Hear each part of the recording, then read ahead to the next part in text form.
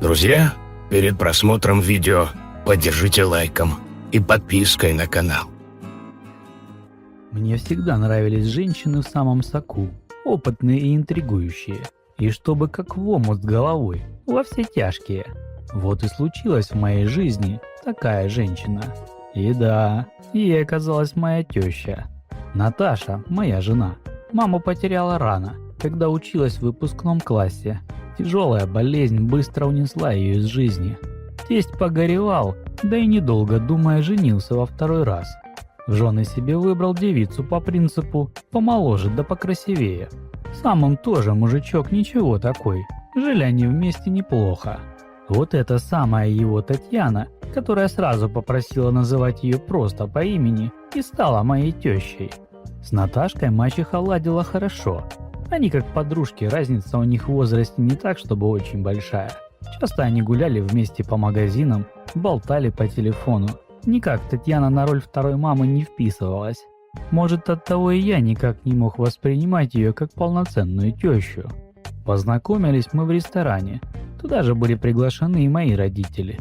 Посидели, выпили немного, и пока мой отец травил байки о своих блестящих охотничьих подвигах, Татьяна потащила меня танцевать, вроде как познакомиться поближе.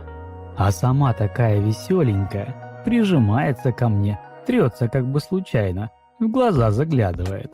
Я аж растерялся. Хороша, конечно, ничего не скажешь. Только это очень неожиданно и слишком, прямо скажем так, откровенно было. Неловко я себя почувствовал. Списал тогда все это на французское вино. Хотя выпито было не так уж и много, но черт его знает. Может, и этого достаточно, чтобы этот хрупкий организм так завести. Или проблемы у них с тестем какие. Вон как ей не имется. А дальше было веселее. Она руку мою взяла и говорит: «Ох, какие руки у тебя, Мишенька! Мужские, красивые, сильные такие, а пальцы нежные». Взяла и по щеке себе провела. Завела меня чертовка с полоборота. Я испуганно посмотрел в сторону нашего столика и выдохнул. Родственники были увлечены беседой, и в полумраке никто не обращал на нас с Таней внимания. Решил прекратить эту игру. Ни к чему это все мне. И, поблагодарив партнершу за танец, повел ее за столик. Но Татьяна не могла угомониться, и когда мы с ней остались наедине, как бы случайно уронила виноградину себе прямо в декольте. «Ой!» – типа смутилась она. «Какая же я неловкая! Миш, помоги достать, мне самой не видно, что там. Мы же родня почти, ты же поможешь любимой теще, правда?» И смеется так задорно. Меня аж в жар бросило от мыслей, в чем же конкретно тещеньке помощь моя понадобиться может. Но все же, сделав лицо голубя, полез ей в декольте вытащить пропавшую меж пышных форм ягодку. Услышав деликатное покашливание за спиной, упс, нарисовался, слава богу, не тесть, а мой отец. «Сынок, если ты не хочешь получить разряд соли меж своих хлебобулочных от тестя, то советую тебе больше никогда так не делать». Татьяна расхохоталась в голос, типа смешная шутка. А я почувствовал себя дураком, ведь как разводит меня своими женскими чарами. А я и поддался. Ведь и правда, и зачем мне все эти проблемы? Мне вон о Наташке положено думать. Сыграли мы свадьбу и стали жить-поживать большой и дружной семьей. И все вроде бы хорошо, только вот главное место в моих фантазиях теперь заняла Татьяна. Ну и как, скажете, жить без приключений? Пришла осень. Тестям было принято решение организовать совместный отдых на даче с обязательной вылазкой за грибами.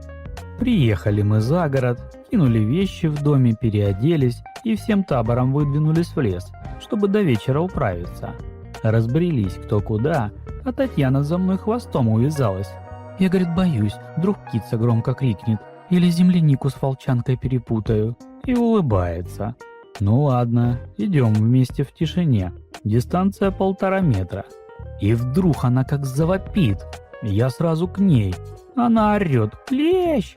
И, конечно, самое разумное, что она могла сделать, это побежать, как тот кенийский парень от леопарда, будто золото на Олимпиаде выиграть захотела. Наверное, полагала, что клещ подумает: Этот человек и так больной наглухо, и сосать его себе дороже. Я бросил ведро и за ней метнулся. Хорошо, что ствол дуба на земле ее слегка тормознул. Ну, как слегка. Летела теща прямо в терновый куст. Сначала я подумал, что она умерла, но нет, лежала в колючках и материлась. «Ну, где клещ-то?» – злорадно спросил я. «Он, наверное, больше тебя охренел от такой пробежки». Она протянула руку, и я увидел кусок чего-то липкого и серого. Кусок слизняка или паука, или еще чего-то, не знаю. «Татьяна, блин!» Теща попыталась принять соблазнительную позу, но громко вскрикнула. «Ой, моя нога!» Я взял в руки ее лодыжку и аккуратно стащил сапог. Освободил стопу от тоненького носочка. Ножка у нее загорелая, и педикюр такой, роковой, красный. Я аж поплыл сразу. А она уже и не корчится от боли, а загадочно так улыбается. Начал ей ножку поглаживать, и тут на меня как нашло. Решил я не церемониться. Надоели эти голодные игры. Она сначала глаза прикрыла и выдохнула шумно. А потом как отвесит мне пощечину по лицу. Звонкую такую. Вот и пойми, чего этим женщинам надо. «Ты чего? Ты же сама хотела!» «Я? Ты совсем куку, Миша? Воздух лесной тебя опьянил, что ли? Мне, между прочим, больно. Господи Иисусе, тащи меня домой!» «Мне теперь тоже больно, Татьяна Николаевна. Все эти шуточки ваши». Взвалил ее как добычу на плечо, почувствовал жар от ее тела и твердо решил с этой ненормальной больше не связываться. Припер ее в дом, выудил из секретного шкафчика чудо-банку с какой-то вонючей мазью, намазал пожирнее и усадил на диван. А она все хохочет и прикасается ко мне так ласково. «Ой, Мишенька, чё-то щека у тебя покраснела, больно? Прости, как-то само собой вышло». Я молчу. Думаю, ага, больше я на твои провокации не ведусь. Только из-под тишка поглядываю на нее, и в мыслях одно – бежать от нее надо. Да тут и остальные родственники подтянулись все с грибами. Услышав нашу историю, хохотали долго. Потом дружно отправились жарить шашлычок под винишко и водочку. Татьяна, уже оправившись от травмы, снова крутилась вокруг меня. То подаст, то нальет, и все как бы случайно касается и в глаза заглядывает. А я зол страшно. Что за шуточки такие? Ведьма, блин. Поели, попили, тесть баньку затопил и пошел прилечь немного. Я остался мясо дожаривать, а дамы пошли париться. Как вдруг дверь баньки распахнулась, и оттуда выбежала теща, такая вся раскрасневшаяся в одном полотенчике. «Ой, Мишаня, жарко так, налей еще вина хлебнуть». И смеется, зараза. Берет у меня из рук бокал и пальцами так игриво сверху касается. И тут, как в лучших фильмах Феллини, полотенечко-то с нее и падает, и рука от этого, дрогнув, проливает на ее тело вино. Конечно, вместо этого говорю сиплым голосом: «Ничего себе, у тебя синяк на всю ляжку». И смеемся вместе, как заговорщики. «Ну вот и заговорил». Обрадовалась она. Полотенце натянула и пошла дальше париться. А я в расстроенных чувствах бросил все дела и пошел в дом. Прилег на кровать успокоиться. Но сколько эта несносная женщина будет надо мной издеваться? Видимо, притомился после всех приключений и неожиданно для себя заснул. Проснулся от скрипа половиц.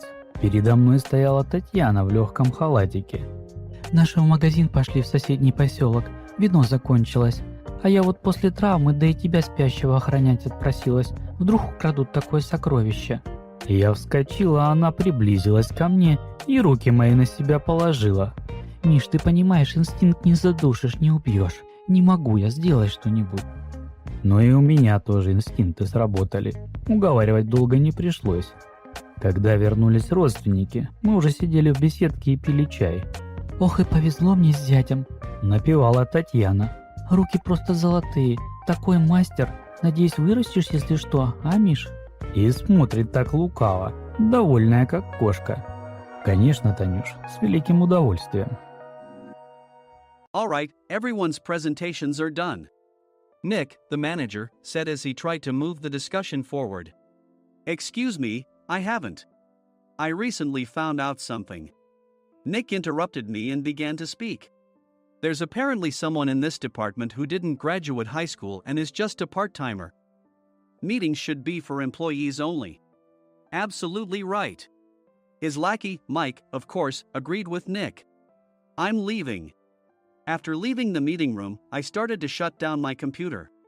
I noticed that an email had arrived, not in my personal inbox, but in the company's shared email. Thinking, there's no point in speaking up, no one will listen, I went home quietly. The next day, I heard a commotion from Nick's desk. He was staring at his computer screen, his face pale. Nick? Is something wrong? Mike looked at the screen with him. And he turned even paler than Nick. Why is he so angry? Knowing the reason for Mike's distress, I thought to myself, serves them right. My name is Adam. My mother passed away when I was in the 9th grade, and I was raised by my father. Well, you could hardly call it being raised. After my mother passed, my father changed. He drowned his sorrows in alcohol, and though he still went to work, he squandered our living expenses on horse racing. Because of that, I had to start working part-time as soon as I entered high school. Every month, I went to the convenience store with bills in hand that couldn't be auto-deducted from my father's account. Even though I endured it because I didn't want to be alone, I reached my limit in my 2nd year of high school and dropped out. I found a live-in job at a distant inn. Thank you for everything. The day I left home, my father, still staring at the TV, spoke. Take care. That was our last conversation. Back then, 18 wasn't the age of majority, so I needed my father's permission to work, and I couldn't hide my place of employment. Yet, my father never visited me even once. I kept working just to survive, and before I knew it, I was 42. Years of hard work paid off, and I was transferred to the headquarters. I was thrilled to be recognized by the company, as I thought I'd be working in the field until retirement due to my lack of formal education. Listen up. Our work can change the future of our employees. Don't drag us down. On my first day after the transfer, Nick, dressed in an expensive suit, spoke sternly. There was a reason for this. Our inn was located in a prominent tourist destination, known so well that everyone in the state could sing its commercial jingle. At its peak, we had 5 locations within the state. But that was long ago. Due to financial difficulties and aging facilities, only the place where I had worked for many years and the original establishment remained. I was prepared to lose my job anytime, but now there was a glimmer of hope. With the rise of social media, the tourist area where the inn was located started gaining attention again. Depending on how hard the sales department, where I was transferred, worked, we could either thrive or be forced to give up this prime location to the new hotel chains continuously popping up. For Nick, who had switched careers from another industry to strengthen our sales, this was a battle he couldn't afford to lose. I understood why he had to be strict. I will do my best. Nick sneered at my enthusiastic declaration. Did you not hear what I said? I'm sorry. I thought I was listening carefully. Out of habit from years of customer service, I apologized reflexively, though I had no idea what had offended him. Someone was watching me with a smirk. In this department, there are those who are expected to excel and those who have been shoved here because they have nowhere else to go. You are the latter. It was Mike, the section chief. He's 7 years younger, at 35. But he was called to headquarters much earlier than I was and had been moving around within the headquarters ever since. I'm not jealous, but I can't accept that he's my boss. Graduating from a prestigious university, he has an unusually high pride and caused many problems as a newbie, making things very difficult for me when I was the front desk leader. When I found out Mike was transferred to the sales department a month before me, I was disheartened. Mike is right. With just a middle school diploma, there's not much you can do. Don't even think about achieving results. As if I didn't exist, Nick remarked, I'm thirsty. Mike eagerly ran to the coffee maker. It seems Mike is Nick's lackey. I regretted being happy about my transfer to headquarters, wishing I had stayed on site forever. Send a direct mail to every company on this list by the end of the day. Nick only assigned me tasks that even a new graduate could handle. What? There are over 1,000 companies. You want me to send to all of them by today? Yes, if you and your fellow misfits split the work, even those with nowhere else to go should finish by today. I glanced at the employees typing away expressionlessly. They were worn out from customer service, only thinking about leaving on time, or were women reassigned after having children. With zero motivation for work. Even Sam, a new graduate from the same university as Mike, who was supposed to be among the expected achievers, had no enthusiasm for the job. Having joined the company wanting to do customer service. "I don't care what they say, I plan to quit any time," he said. Only Nick and Mike were highly motivated, making all the decisions between the two of them. I originally only wanted to work at the inn to survive and had no particular attachment to this job. I swallowed my words, thinking I had no right to reprimand them. About a month after the transfer, Nick told us with a frustrated look. "To commemorate the 50th anniversary, we've decided to create a plan exclusive for one group per day." Originally, Mike and I were supposed to come up with it, but our president, Mr. Thompson, insists on hearing everyone's opinions. "So, you all get a chance." As Nick explained, Mike began handing out prints. Make sure not to embarrass Nick. If your ideas are half-baked, you'll have to redo them. It seemed that they had printed his handwritten notes by Mr. Thompson, which included several questions and a section for free responses. It made sense why Nick had to seek our input, given that all responses had to be submitted to Mr. Thompson. We were given a week to think about it, and a meeting was scheduled to compile our ideas. My plan is to let guests enjoy both the old and modern America.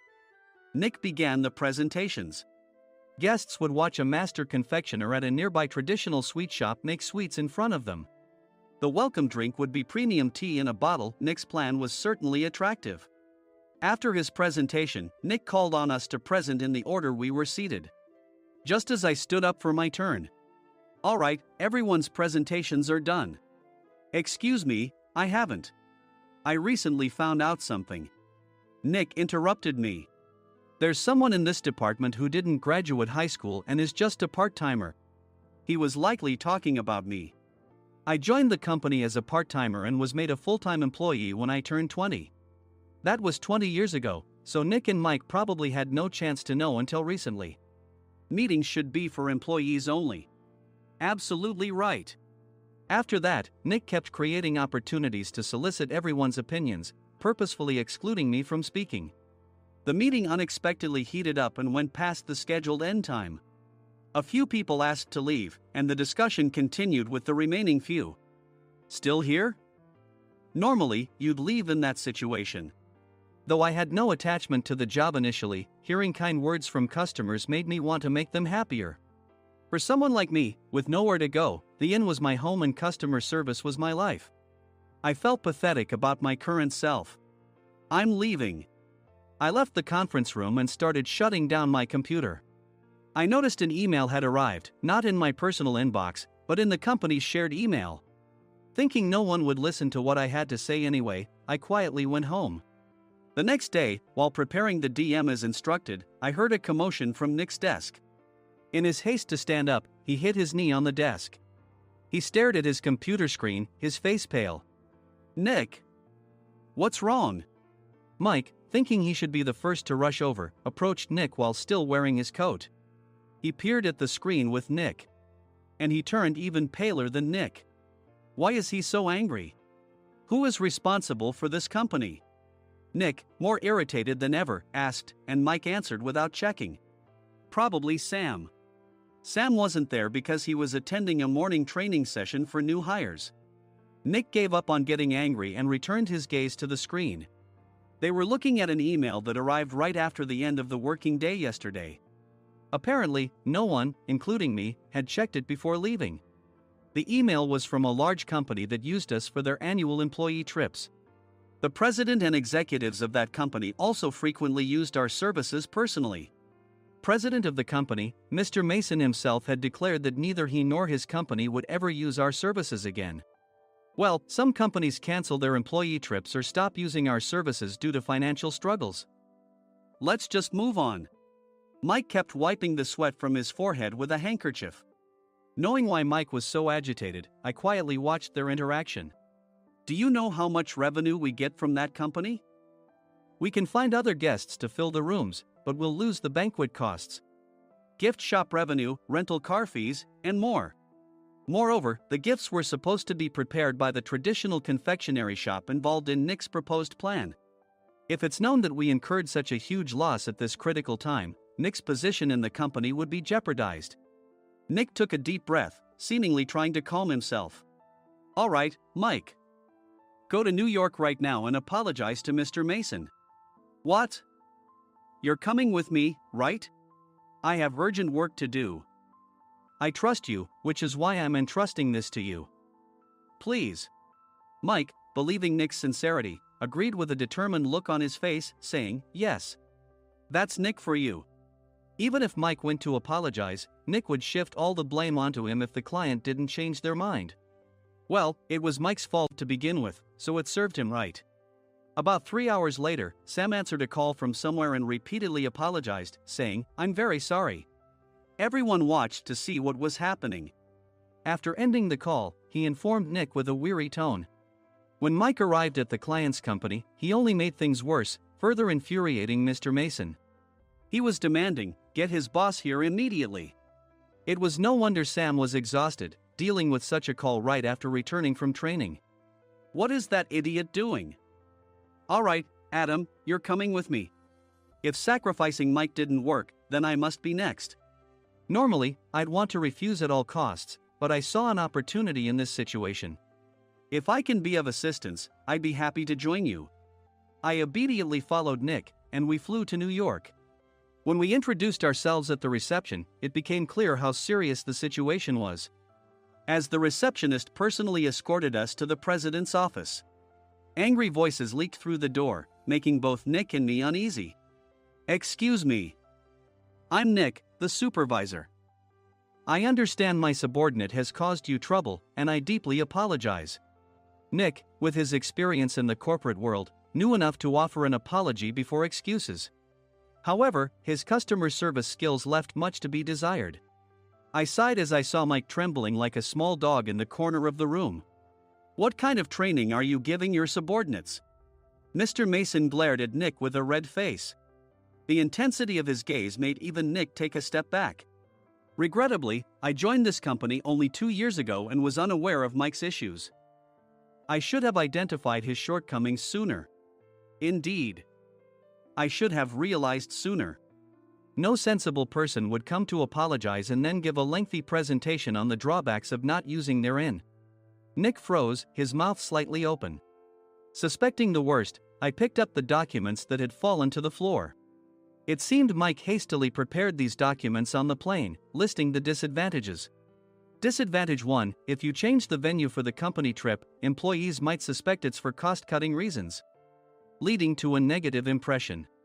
Reading it aloud half-jokingly, Nick snatched the papers from my hand and checked the contents with a furious expression. Among the stack of documents was a receipt from a nearby convenience store's copy machine. I felt a pang of dread, hoping he hadn't shown the receipt as well. What do you think he said when I asked what kind of nerve he had to do this? I'm very sorry. Faced with the dire situation, Nick must have thought there was nothing left to do but apologize. In a voice smaller than I'd ever heard from him, he uttered words of apology.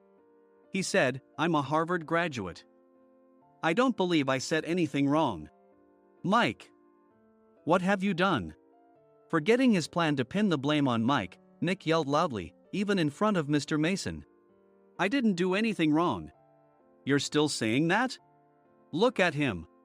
Mike pointed at me with a shaking hand.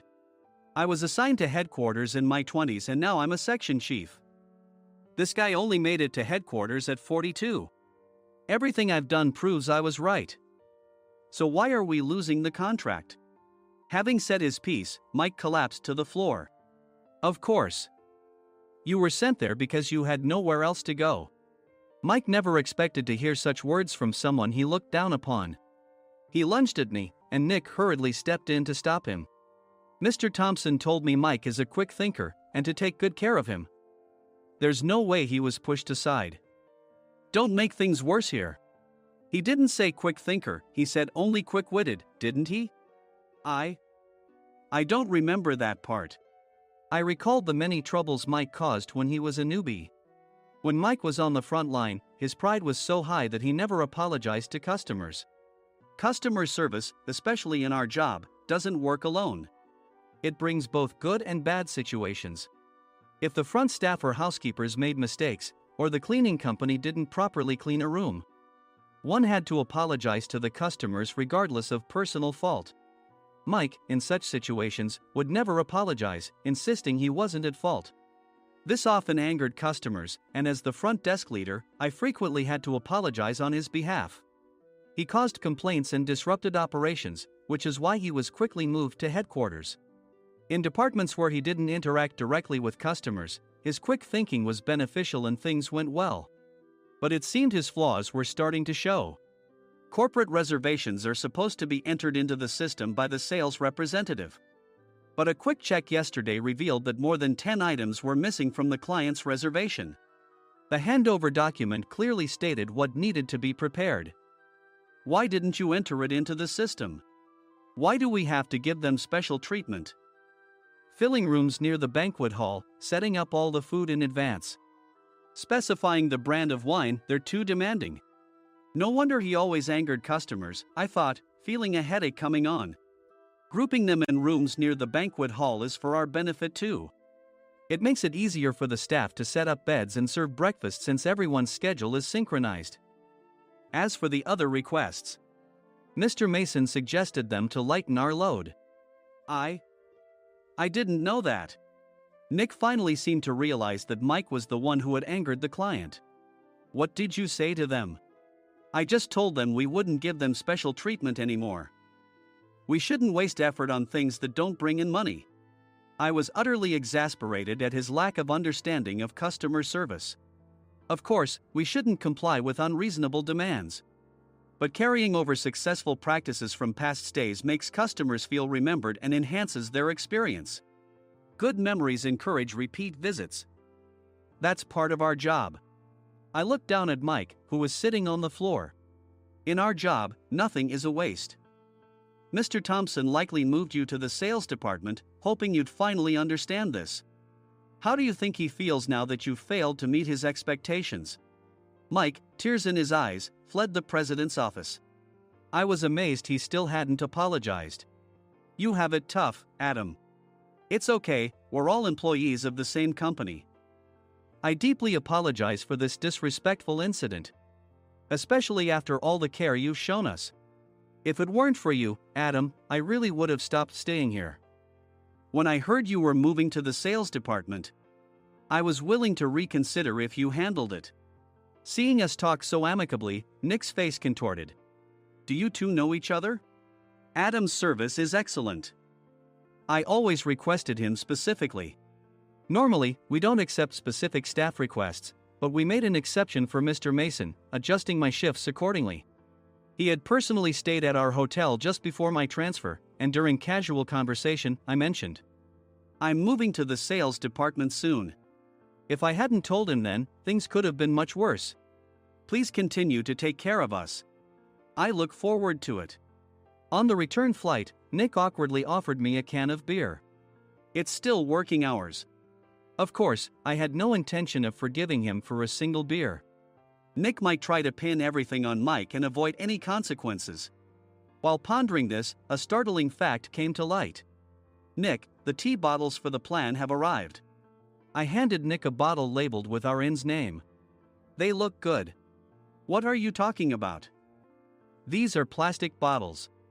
I had assumed we would use the trendy, high-end bottling tea. But what arrived were ordinary plastic bottles of tea with customized labels. The only unique aspect was the label, which had the inn's name, making it look customized. Upon further investigation, I discovered that a substantial amount of money was set to be paid to the tea company. It was priced like bottling tea. Does this plastic bottle really cost $100 each? The tea inside is specially blended for us. The extra cost is for that. Wouldn't it be better to use another tea company? Or is there a specific reason we must use this one? As Nick continued to make excuses, I showed him a printed email. I informed the tea company's president, Mr. Mitchell, that we discovered irregular payments and he confessed. He said you two were high school classmates and planned to split the extra money. That idiot. Why did he confess? That's not important. You should worry about yourself, this could turn into a police matter. Opening the bottle cap, I suggested. How about calming down with this tea? It supposedly has a relaxing effect. Nick drank the tea frantically.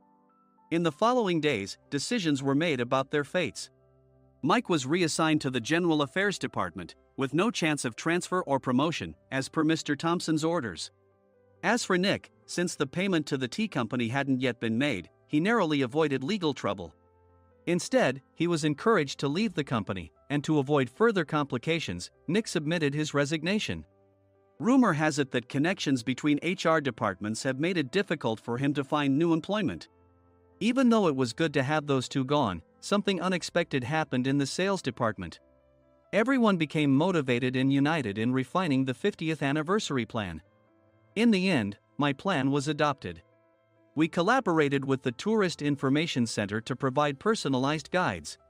The plan, tailored to the number of guests, was truly special for the 50th anniversary. Hey, is Adam's family coming to stay? I immediately booked that special plan for my family. Sam noticed it on the reservation list and quickly picked up on it. Yes, I'm inviting my father.